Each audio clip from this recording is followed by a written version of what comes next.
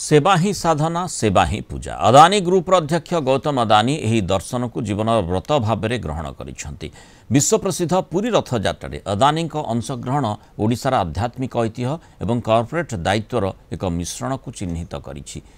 लक्ष लक्ष भक्त और श्रद्धालु को अदानी फाउंडेशन पुरी जिला प्रशासन इस्कन एवं स्थानीय स्वेच्छासेवी संगठन गुड़िकर सहयोग में मागणा खाद्य वितरण करा जायथिला।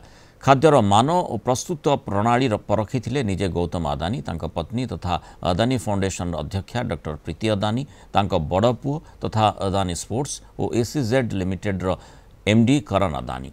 मेगा किचन रे प्रस्तुत होइतिला हजार हजार भक्त और श्रद्धालुओं पई खाद्य। स्वेच्छासेवी माने भक्त और श्रद्धालु मानकु परसी दैथिले रंधा खाद्य। खाद्य प्रस्तुत वितरण जाए निजे अदानी तदारख करथिले।